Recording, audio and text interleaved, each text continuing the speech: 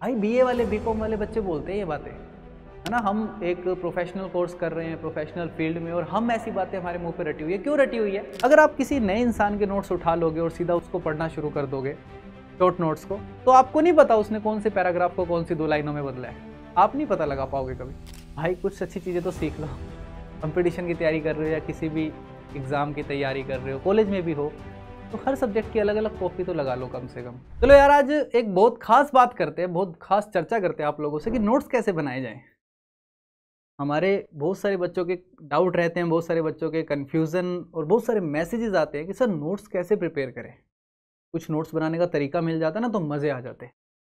देखो, नर्सिंग के अंदर दिक्कत ये है सबसे बड़ी, है ना। अगर पूरी नर्सिंग फील्ड की बात करूँ, पूरे नर्सिंग हमारे समाज की बात करूँ, तो इसमें एक सबसे बड़ी दिक्कत ये है कि हम लोग ना स्पेसिफिकेशन पे बहुत कम जाते हैं, है ना। हमारे पास स्पेसिफिकेशन, अगर मैं कॉलेज लेवल से शुरुआत करूँ, कॉलेज के अंदर तो स्पेसिफिकेशन जैसा कुछ होता ही नहीं है। स्पेसिफिकेशन मतलब स्पेसिफाई करके चीज़ों को लिखवाना।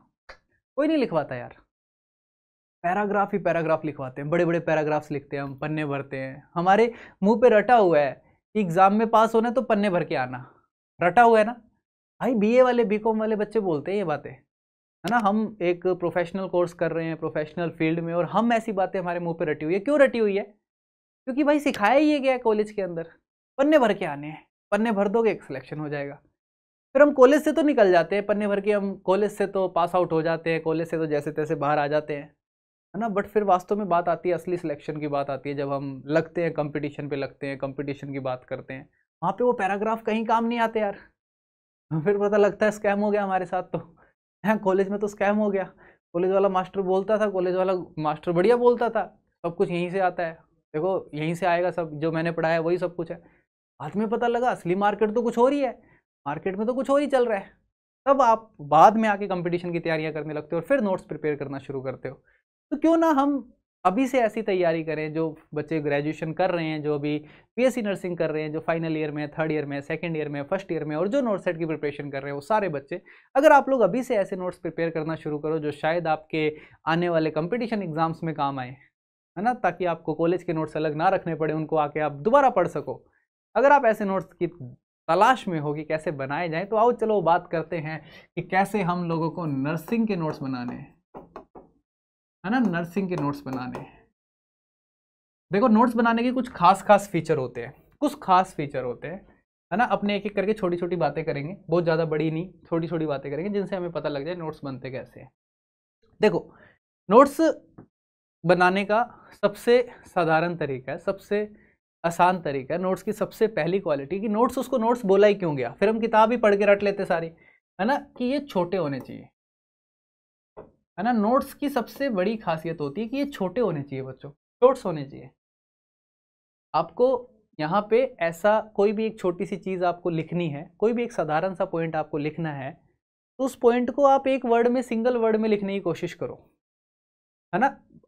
बट शॉर्ट नोट्स इंसान को तभी याद हो सकते हैं, है ना। याद रखना, मेरी बहुत इंपॉर्टेंट बात बता रहा हूँ, शॉर्ट नोट्स, छोटे नोट्स इंसान को सिर्फ तभी याद हो सकते हैं जब वो उसके खुद के बनाए हुए हो, है ना। जब उसके सेल्फ मेड हो वो तभी याद हो सकते हैं। क्योंकि देखो, छोटे नोट्स तब बनेंगे जब आप बहुत सारी चीज़ों को हटाओगे। आप जो बहुत बड़ी लाइन है उसको 1 या 2 वर्ड्स में ख़त्म करोगे, है ना। तो वो 2 वर्ड्स आप जब लिखोगे तब आपके दिमाग में होना चाहिए मैंने इस लाइन को 2 शब्दों में बनाया है, मैंने इस पूरी लाइन को, इस पूरे पैराग्राफ को मैंने 2 लाइनों में ख़त्म किया है। तो आपको उस पूरे पैराग्राफ का मतलब पता हो, तब आपको उस 2 लाइन का मतलब भी पता होगा। अगर आप किसी नए इंसान के नोट्स उठा लोगे और सीधा उसको पढ़ना शुरू कर दोगे शॉर्ट नोट्स को, तो आपको नहीं पता उसने कौन से पैराग्राफ को कौन सी 2 लाइनों में बदला है। आप नहीं पता लगा पाओगे कभी ना, आपको वो बात समझ में आएगी, आपको रटना पड़ेगा। तो दूसरों के बनाए हुए शॉर्ट नोट्स काम नहीं आते, खुद के बनाए हुए शॉर्ट नोट्स काम आते हैं, पहली बात। तो शॉर्ट नोट्स जो भी बना रहे हो आप खुद के बनाओ समझ के, है ना। चाहे कोई भी टीचर आपसे बना रहा है, मैं आपको पढ़ा रहा हूँ, शॉर्ट नोट्स बना रहा हूँ, तो मैं आपको समझा रहा हूँ, तब वो छोटे नोट्स लिखवा रहा हूँ, तो आपको समझ आ जाएगा, पहली चीज। दूसरी सबसे बड़ी चीज जो नोट्स के अंदर होती है, दैट इज स्पेसिफिकेशन, है ना। ये एक बहुत बड़ी बात है, बहुत बड़ा टर्म है, बहुत बड़ी कमी है हमारे नर्सिंग फील्ड के अंदर, हमारे नर्सिंग के नोट्स के अंदर स्पेसिफिकेशन। इवन बहुत सारी बुक्स में भी इस चीज़ की कमी है कि हमें हर चीज़ को ना कुछ कंट्रोवर्शियल तरीके से पढ़ा रखा है, लिखवा रखा है, यहाँ पे कुछ भी स्पेसिफिकेशन नहीं है। अगर आप किसी एक छोटा सा उदाहरण दे के आप बुक्स के अंदर देखोगे तो आपको बुक्स में कहीं भी किसी भी डिजीज़ के अंदर आप कोई भी बुक उठाओगे नॉर्मली, तो आपको किसी भी किताब के अंदर नॉर्मली आम तौर पे या बहुत बड़ा बड़ा बोल्ड लेटर में लिखा हुआ कहीं नहीं मिलेगा कि इस बीमारी का मोस्ट कॉमन कारण ये होता है, मोस्ट कॉमन कॉज ये होता है, कहीं नहीं लिखा हुआ मिलेगा। बस लिखा हुआ है कि इटियोलॉजी क्या है, इटियोलॉजी में 10-15 नाम लिखे होंगे, इस कारण होती है, इस कारण होती है, इस कारण होती है, इस कारण होती है, कहीं भी ये नहीं लिखा मोस्ट कॉमन कारण क्या होगा इस बीमारी का। और वही दिक्कत है कि एग्जाम में पूछते वही है, मोस्ट कॉमन कारण क्या है, मोस्ट स्पेसिफिक बीमारी क्या है, इन्वेस्टिगेशन ऑफ चॉइस क्या है, गोल्ड स्टैंडर्ड क्या है, और ये बुक्स में मिलता ही नहीं है। बुक्स में तो इटियोलॉजी अलग लिखी है, इटियोलॉजी में बहुत सारे कारण दे दिए एक साथ जिसमें मोस्ट कॉमन नहीं बताया, है ना। इन्वेस्टिगेशन ऑफ चॉइस लिख दी बहुत सारी, तो उसके अंदर सारी इन्वेस्टिगेशन लिख दी जो जो हम कर सकते हैं, गोल्ड स्टैंडर्ड नहीं बताई, इन्वेस्टिगेशन ऑफ चॉइस नहीं बताई। ट्रीटमेंट में बहुत सारी दवाइयां लिख दी, ये दवाई, ये दवाई, वो दवाई, वो दवाई, वो भी दे सकते हैं, कहीं भी ड्रग ऑफ चॉइस नहीं बताया। अरे पूछेगा तो वो ना एग्जामिनर, कॉलेज में भी ऐसे ही किया था, कॉलेज में भी ऐसे ही लिखवा दिया था, है ना, इधर उधर की सारी बातें, बट स्पेसिफाई नहीं करा कभी भी कि मोस्ट कॉमन क्या रहेगा, ड्रग ऑफ चॉइस क्या रहेगा, इन्वेस्टिगेशन ऑफ चॉइस क्या रहेगी। ये हमने अब आके सीखा, है ना, ये हम कंपटीशन में सीख रहे हैं, जब हम पढ़ रहे हैं, तैयारी कर रहे हैं दोबारा से। तो दूसरे नोट्स की सबसे अच्छी खासियत है, नोट्स में हमेशा स्पेसिफाई करो चीज़ों को कि ये बीमारी है तो इसकी डेफिनेशन ये होगी, इसकी इटियोलॉजी में मोस्ट कॉमन कारण ये हो गया। एग्जामिनर ने यही पूछना ना, उसने सारे कारण नहीं पूछने हैं, मोस्ट कॉमन कारण ये है, मोस्ट कॉमन सिम्टम ये है, मोस्ट स्पेसिफिक सिम्टम ये है ना, ये रूल इसमें यूज़ होता है, ये ट्राइड इसमें यूज़ होता है, दैट इज स्पेसिफिकेशन। पहली बात शॉर्ट्स होने चाहिए, दूसरी स्पेसिफिकेशन, तीसरा आपके नोट्स ऐसे होने चाहिए, है ना, इजी टू रिवाइज। तीसरी चीज, आपके नोट्स हमेशा ऐसे बनाने हैं आपको जो आप लास्ट मोमेंट पे उसको रिवाइज कर पाओ। अगर आपने ऐसे नोट्स बनाए जिसको आपको पढ़ने में जोर आ रहा है ना, जिसमें आपको बड़ी बड़ी लाइनें पढ़नी पड़ रही है, तो आप नहीं पढ़ पाओगे। अगर आप वर्ड्स में लिखोगे ना चीज़ों को, फटाफट वर्ड्स में लिखोगे, इसका ये कारण है, इसका ये कारण है, इसका ये इटियोलॉजी है, गोल्ड स्टैंडर्ड, इन्वेस्टिगेशन, फटाफट फटाफट रिवाइज होगा, है ना। अगर कुछ 1 मिनट में एक पन्ना पलटा जा रहा है, 2 मिनट में एक पेज पलट रहे हो आप रिवाइज करते टाइम, तो सोचो आप कुछ घंटों में एक पूरा सब्जेक्ट रिवाइज कर सकते हो, है ना। कुछ 2-4-5 दिन में पूरी एक बार नर्सिंग की मेन सब्जेक्ट्स को रिवाइज कर लोगे। तो हमेशा नोट्स ऐसे होने चाहिए जो आसानी से रिवाइज हो जाए, इजीली रिवाइज हो जाए, है ना। तो तीसरी ये बात ध्यान रखनी है कि नोट्स हमेशा ऐसे बनाएं जो इजीली रिवाइज हो जाए, ठीक है। उसके बाद सबसे इंपॉर्टेंट पॉइंट कि जहां पे भी आप लोगों को लगता है कि ये चीज एग्जाम में बहुत ज्यादा पूछी जानी है, उनको हाईलाइट करना मत भूलो, है ना।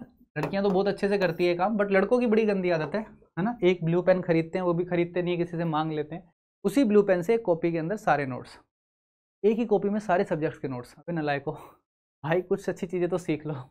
कंपटीशन की तैयारी कर रहे हो या किसी भी एग्ज़ाम की तैयारी कर रहे हो, कॉलेज में भी हो, तो हर सब्जेक्ट की अलग अलग कॉपी तो लगा लो कम से कम, है ना। और ब्लू सिर्फ एक पेन यूज़ करना है, ठीक है करो, बट यार एक ब्लैक और ले लो बस, एक और ले लो बस, ज़्यादा नहीं बोल रहा मैं, लाल पीले नीले नहीं लेने, एक ब्लू के साथ एक ब्लैक और ले लो, जहाँ पे लगे यार ये सवाल बन सकता है, ये इंपॉर्टेंट है, वहाँ पे कोई भी निशान बना लो, स्टार बना लो, है ना, कुछ भी ऐसा निशान बना लो जहाँ पे लगे कि ये क्वेश्चन बन सकता है, जहाँ पे लग रहा है ये थोड़ा ट्रिकी है, ये भूल सकता हूँ मैं, उस पर निशान बना लो, समझ गए। ये एक बहुत अच्छा तरीका है कि आप लोग लास्ट टाइम पे कुछ ऐसे इंपॉर्टेंट पॉइंट्स को हाईलाइट कर पाओगे, कुछ ऐसी चीज़ों को देख पाओगे जो शायद आप अगर एग्जाम देने जा रहे हो, आपका 2-4 घंटे का रास्ता है ट्रेन के अंदर, तो आप तब भी उन पॉइंट्स को देख सकते हो, उन पॉइंट्स को तब भी देख सकते हो, आपको पता होगा कौन से पॉइंट्स कहाँ लिखे हुए हैं, कितने जरूरी हैं, इनको पढ़ना है, इनको नहीं पढ़ना, पता होगा। तो मतलब स्पेसिफिकेशन में और ज़्यादा स्पेसिफाई कर देना चीज़ों को, दैट इज़ हाईलाइट, उसको हाईलाइट बोलते हैं, समझ आई बात। तो हमारे पास ये 4 इंपॉर्टेंट पॉइंट्स हो गए जो नोट्स को हम लोगों को कुछ ऐसा बना देंगे कि हम लोग इसको लास्ट मोमेंट पे रिवाइज कर पाएँ, इजीली बना पाएँ, चीज़ों को पढ़ पाएँ, चीज़ों को स्पेसिफाई कर पाएँ, खुद से बनाए हुए हो, चीज़ों समझ भी आए। अब आता है सबसे इंपॉर्टेंट पॉइंट, नोट्स हमने सारे बना लिए, है ना। अब आते हैं सब्जेक्ट्स की बात कि सर बहुत सारे सब्जेक्ट्स तो ऐसे हैं जिसमें ऐसे नोट्स नहीं बन सकते, जैसे आप लोगों को सिखाया जाता है कॉलेज में कि कम्युनिटी के तो ऐसे नोट्स कभी बनते ही नहीं, कम्युनिटी में तो बड़ा बड़ा लिखना पड़ता है ना, कम्युनिटी में तो पैराग्राफ लिखने पड़ते हैं, फंडामेंटल में भी बहुत सारा लिखना पड़ता है, सर फंडामेंटल में भी ऐसे नोट्स नहीं बन पाते कभी। अबे बनते हैं, बनाने वाला चाहिए, बनते हैं, ठीक है। हम पढ़ाते हैं कम्युनिटी के अंदर, फंडामेंटल में ऐसे ही नोट्स बनते हैं, इसी तरीके से स्पेसिफाई करके point to point, word to word ऐसे ही नोट बनते हैं, ऐसे ही नोट्स बनाने होते हैं। तो जब ये सारे नोट्स आपके पास होंगे ना, तो आपको एक बहुत शानदार किक मिलता है, एक बहुत शानदार पुश मिलता है कि आप लोग एग्जामिनेशन टाइम पे उन चीज़ों को इजीली रिवाइज कर पाते हो, उन चीज़ों को पढ़ पाते हो दोबारा से, उन चीज़ों को देख पाते हो। एक है कि यार हमने इतना बड़ा ढेर लगा लिया नोट्स का, कभी मन ही नहीं करेगा दोबारा उसको खोलने का, क्या ही पढ़ेंगे उसको दोबारा, रिवाइज कहाँ से करेंगे उसको। अगर यही हमारे पास 3-4 कॉपियाँ भरे बस उसके अंदर हमारा काम हो जाए तो हम उसको बहुत आसानी से रिवाइज कर सकते हैं, है ना। और फिर सबसे इम्पोर्टेंट बात कि जो भी बच्चे स्टार्टिंग कर रहे हैं, पढ़ाई कर रहे हैं, है ना, हमेशा याद रखना बच्चों, आप अगर नए हो, अभी शुरू कर रहे हो तैयारी करना, या अभी नोट्स कॉलेज में आए हो, तैयारी कर रहे हो, नोट्स बना रहे हो, कभी भी डायरेक्टली एमसीक्यूज करने मत बैठना, है ना। एक चीज़ हमेशा याद रखना कि चीज़ें हमेशा स्टेप वाइज, एक सीढ़ी के बाद ही दूसरी चढ़ी जाएगी, दूसरी के बाद ही तीसरी चढ़ी जाएगी, आप सीधा फर्स्ट फ्लोर पे नहीं जाओगे, है ना। लिफ्ट से भी जाओगे तो समय लगेगा थोड़ा, मेरी बात समझ रहे हो तुम। पहले सिलेबस पूरा होगा, सिलेबस पूरा होने के बाद रिवीजन होगा, रिवीजन होने के बाद एमसीक्यूज होंगे, है ना। या फिर आप ऐसे भी कर सकते हो, इसको थोड़ा और टुकड़ों में बांट सकते हो कि पहले एक चैप्टर पूरा होगा, उस चैप्टर का रिवीजन होगा, देन उसके एमसीक्यू होंगे। समझ आई बात।